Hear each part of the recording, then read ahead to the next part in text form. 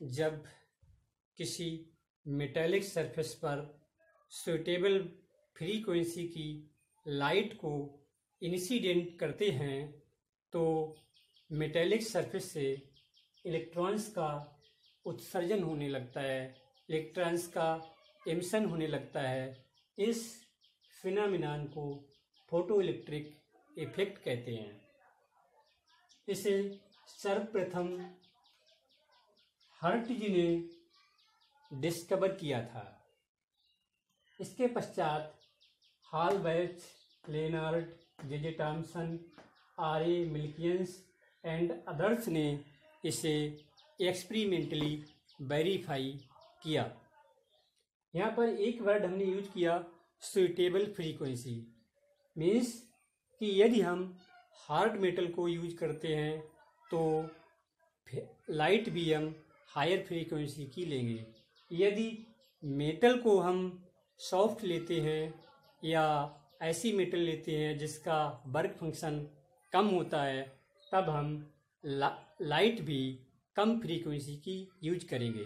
For example, यदि हम zinc plate का यूज करेंगे तो हमें यूवी लाइट को सेलेक्ट करना पड़ेगा, यूवी लाइट को लेना पड़ेगा, जैसा कि हमने लिया है। UV light means ultra violet light. और यदि हम ऑर्डिनरी मेटल्स लेते हैं या सॉफ्ट मेटल्स लेते हैं जैसे सोडियम, पोटेशियम, लिथियम, तब ऑर्डिनरी लाइट से ही फोटो इलेक्ट्रिक इफेक्ट उत्पन्न हो जाता है, क्रिएट हो जाता है। इसीलिए हम मेटल के अनुसार फ्रीक्वेंसी की लाइट्स को लेते हैं। इसीलिए हमने कहा कि जब किसी मेटेलिक सरफेस पर सुटेबल फ्रीक्वेंसी की लाइट को इंसिडेंट कराते हैं, गिराते हैं, तब मेटेलिक सरफेस से इलेक्ट्रॉन्स का उत्सर्जन होने लगता है। इसी फिनोमेना को हम फोटो इलेक्ट्रिक इफेक्ट कहते हैं। आइए अब समझते हैं कि फोटो इलेक्ट्रिक इफेक्ट का एक्सपेरिमेंटल अरेंजमेंट किस तरह का होता है। वो बेसिकली जो हमने व्हाइट बोर्ड पर शो किया है, यही फोटो इलेक्ट्रिक इफेक्ट का एक्सपेरिमेंटल अरेंजमेंट है। इस एक्सपेरिमेंटल अरेंजमेंट में हम दो प्लेट्स लेते हैं जो एज ए इलेक्ट्रोड बिहेव करती हैं, जिन्हें हम ए और सी से हमने डिनोट किया है।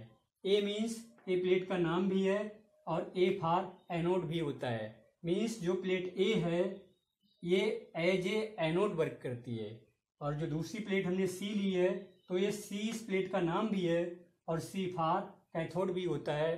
मीन्स ये जो प्लेट होती है एज ए कैथोड वर्क करती है। हमने यहाँ पर इनका नाम ए और सी इसीलिए लिया है क्योंकि स्टूडेंट एग्जाम में एनोड को कैथोड कर देते हैं और कैथोड को एनोड कर देते हैं। मीन्स ये जो लाइट है ये कैथोड पर इंसिडेंट होनी चाहिए, इसके स्थान पर स्टूडेंट्स मिस्टेक के कारण इस लाइट को एनोड पर फॉल कर देते हैं, एनोड पर गिरती हुई शो कर देते हैं, जिससे क्या होता है कि हमारा जो एक्सपेरिमेंटल अरेंजमेंट है वो पूरा का पूरा रॉन्ग हो जाता है, गलत हो जाता है। इसीलिए हमने इन प्लेट्स को ए बी ना लेकर के हमने ए और सी लिया, ताकि स्टूडेंट्स को ध्यान रहे ए फॉर प्लेट का भी नाम है और ए फॉर एनोड भी होता है, सी फॉर प्लेट का भी, सी फॉर कैथोड भी होता है और सी मीन्स इस प्लेट का भी नाम है। आपको हमेशा यूवी लाइट को कैथोड पर इंसिडेंट करते हुए फिगर में दिखाना है। सर्वप्रथम दो प्लेट्स इसमें ए और सी ली, जो as a electrode means a anode की तरह और सी प्लेट कैथोड की तरह वर्क करती है। इन दोनों प्लेट्स को हम एक क्वार्ज बल्ब में प्लेस कर देते हैं, रख देते हैं, और प्लेट ए को या हम कहें इलेक्ट्रोड ए को या हम कहें एनोड को एक गैल्वेनोमीटर जी के थ्रू पोटेंशियल डिवाइडर के पॉजिटिव टर्मिनल से कनेक्ट कर देते हैं और कैथोड को पोटेंशियल डिवाइडर के नेगेटिव टर्मिनल से जोड़ देते हैं। जब हम अल्ट्रावायलेट लाइट को कैथोड सी पर इंसिडेंट नहीं करते हैं, मीन्स कैथोड पर कोई भी लाइट नहीं गिरती है, नहीं इंसिडेंट होती है, तो उस समय करंट भी हमें जीरो प्राप्त होती है, मीन्स कोई भी करंट फ्लो नहीं होती है। और जब इस कैथोड पर हम यूवी लाइट को इंसिडेंट करते हैं तो करंट फ्लो होना स्टार्ट हो जाती है, जिसे गैल्वेनोमीटर में रीड कर लिया जाता है। गैल्वेनोमीटर एक ऐसा मीटर होता है जो करंट के सूक्ष्म से सूक्ष्म मान को रीड कर सकता है, पढ़ सकता है, नोट कर सकता है। इसीलिए हमने यहाँ पर गैल्वेनोमीटर का यूज किया है। ये जो जब लाइट को इंसिडेंट करते हैं उस समय जो करंट फ्लो होती है उसे हम फोटो इलेक्ट्रिक करंट कहते हैं। और ये जो फोटो इलेक्ट्रिक करंट होती है ये बेसिकली 4 पॉइंट्स पर डिपेंड करती है। Dependence of photoelectric current, ये 4 पॉइंट्स पर डिपेंड करती है। Number 1, potential difference between two plates. Number 2, the intensity of incident radiation. Number 3, the frequency of incident radiation. Number 4, the photo metal unit. आइए अब इन points को 1 bye 1 करके discuss करते हैं। फोटो इलेक्ट्रिक इफेक्ट पर पोटेंशियल डिफरेंस के प्रभाव को समझने के लिए सर्वप्रथम यूवी लाइट की फ्रीक्वेंसी और इंटेंसिटी को कांस्टेंट कर देते हैं। कांस्टेंट रखते हुए इस एनोड पोटेंशियल को चेंज करते हैं, मीन्स इंक्रीज और डिक्रीज करते हैं। तो आइए देखते हैं। सर्वप्रथम एनोड पोटेंशियल को हम इंक्रीज करते हैं, बढ़ाते हैं। मीन्स जो प्लेट ए है इस पर हम पॉजिटिव एनोड पोटेंशियल अप्लाई करते हैं। पॉजिटिव का मतलब बढ़ाते हैं। जब बढ़ाते हैं तब क्या होता है कि फोटो इलेक्ट्रिक करंट भी इंक्रीज होने लगती है। उसके पश्चात यदि हम प्लेट ए पर एनोड पोटेंशियल को और अधिक बढ़ाते हैं तो फोटो इलेक्ट्रिक करंट और अधिक इंक्रीज हो जाती है और फाइनली इंक्रीज होकर एक मैक्सिमम वैल्यू को प्राप्त कर लेती है। यदि उसके पश्चात इस प्लेट ए पर हम एनोड पोटेंशियल को और अधिक क्यों ना बढ़ा दें, फिर भी करंट अपनी मैक्सिमम वैल्यू से अधिक इंक्रीज नहीं होती है, मीन्स मैक्सिमम वैल्यू पर कांस्टेंट ही हो जाती है। फोटो इलेक्ट्रिक करंट की यह maximum value saturated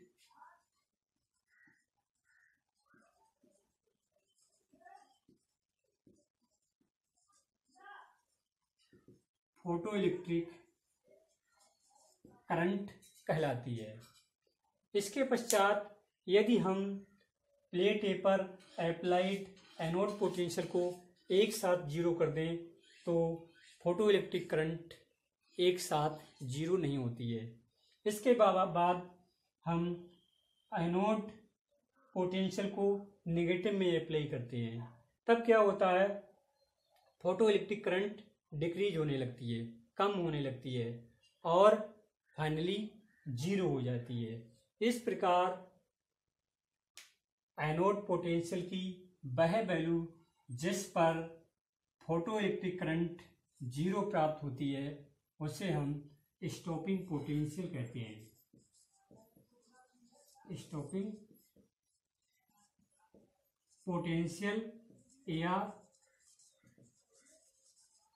cut off potential कहते हैं, जिसे बी नॉट से डिनोट करते हैं।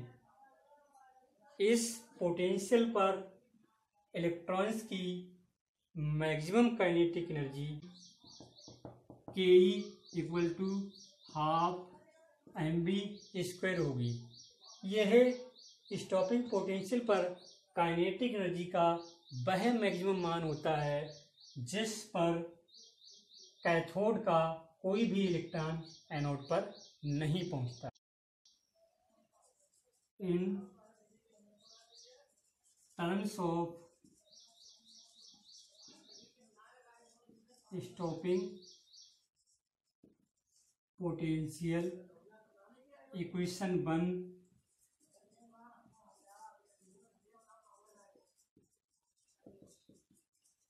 can be written as Ke equal to EB naught, where B naught is stopping potential. Equation number 2.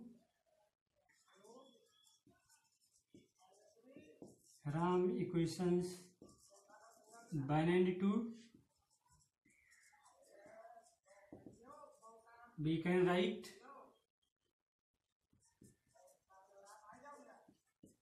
equal to EB naught or B equal to under root 2E B naught upon M. Electric effect पर intensity के प्रभाव को समझने के लिए सर्वप्रथम UV light की frequency और एनोड पोटेंशियल को हम कांस्टेंट कर देते हैं और जो यूवी लाइट की इंटेंसिटी होती है उसे हम चेंज करते हैं, मीन्स बढ़ाते हैं या घटाते हैं। तो आइए देखते हैं इंटेंसिटी का प्रभाव। फोटो इलेक्ट्रिक इफेक्ट पर इंटेंसिटी के प्रभाव को समझने के लिए सर्वप्रथम यूवी लाइट की फ्रीक्वेंसी और एनोड पोटेंशियल को कांस्टेंट रखते हुए यूवी लाइट की इंटेंसिटी को इंक्रीज करते हैं, मीन्स चेंज करते हैं, बढ़ाते हैं। तब क्या होता है कि जो करंट होती है यह इंटेंसिटी के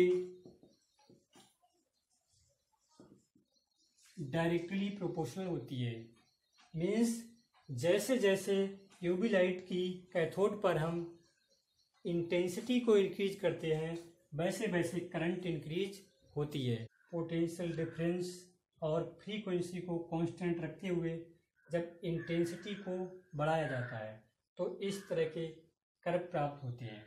सर्वप्रथम हमने इंटेंसिटी I1 ली, तब क्या होता है एक कर्व प्राप्त हो गया और करंट कितनी थी OA थी। फिर क्या हुआ, हमने इंटेंसिटी को I1 से बढ़ाकर I2 कर दिया, तब क्या हुआ कि करंट भी हमें OA से बढ़कर OB प्राप्त हो गई। और उसके पश्चात जब हमने इंटेंसिटी को I2 से बढ़ाकर I3 कर दिया तो करंट का मान भी OB से बढ़कर OC हो गया। मीन्स यहाँ पर जैसे जैसे हमने इंटेंसिटी को इंक्रीज किया वैसे वैसे हमारी करंट भी इंक्रीज होती रही। तो ओवरऑल हम क्या यहाँ से राइट कर सकते हैं कि current is directly proportional to intensity. यदि करंट को I राइट कर दें तो current is directly proportional to the intensity होगी। मीन्स जैसे जैसे इंटेंसिटी इंक्रीज हुई वैसे वैसे करंट भी इंक्रीज हुई। लेकिन यहाँ से एक बात और भी क्लियर होती है कि इस इंटेंसिटी का स्टॉपिंग पोटेंशियल B नॉट पर कोई भी प्रभाव नहीं पड़ा। तो हम कह सकते हैं कि जब हम यूवी लाइट की इंटेंसिटी को इंक्रीज करते हैं तो करंट भी इंक्रीज होती है, लेकिन स्टॉपिंग पोटेंशियल पर कोई भी प्रभाव नहीं पड़ता है। फोटो इलेक्ट्रिक इफेक्ट पर फ्रीक्वेंसी के प्रभाव को देखने के लिए सर्वप्रथम यूवी लाइट की इंटेंसिटी और एनोड पोटेंशियल को कांस्टेंट रखते हुए फ्रीक्वेंसी को इंक्रीज करते हैं। तब क्या होता है कि स्टॉपिंग पोटेंशियल फ्रीक्वेंसी के डायरेक्टली प्रोपोर्शनल होता है। आइए इसे एक फिगर के द्वारा समझते हैं।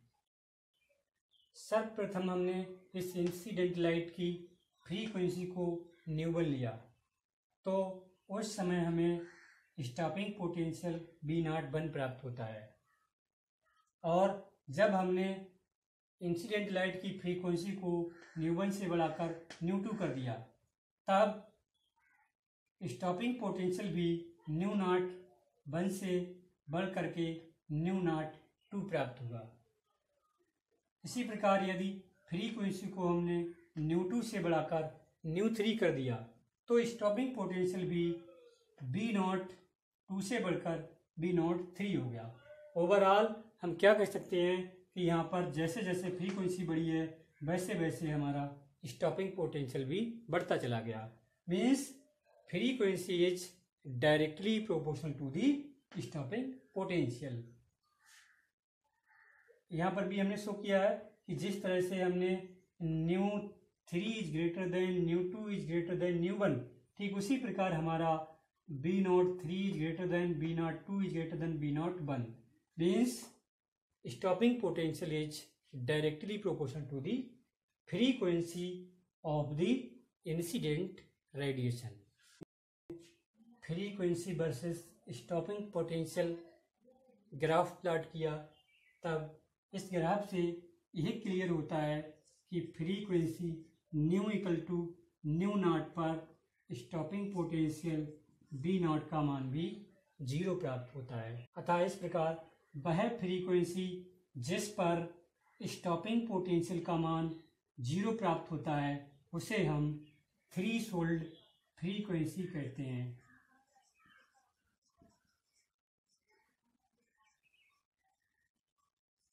थ्रीशोल्ड फ्रीक्वेंसी कहते हैं। ये वह फ्रीक्वेंसी होती है जिस पर स्टॉपिंग पोटेंशियल का मान 0 प्राप्त होता है, अर्थात यह इंसिडेंट लाइट की वह मिनिमम वैल्यू होती है जिससे कम वैल्यू पर फोटो इलेक्ट्रिक एमिशन नहीं होता है। फोटो इलेक्ट्रिक इफेक्ट पर फोटोमेटल के प्रभाव को समझने के लिए सर्वप्रथम इंसिडेंट लाइट की इंटेंसिटी और फ्रीक्वेंसी को कांस्टेंट रखते हुए हम डिफरेंट फोटोमेटल्स जैसे पोटेशियम, सोडियम, जिंक और टंगस्टन का यूज करते हैं, तब निम्न प्रकार के कर्व्स प्राप्त होते हैं।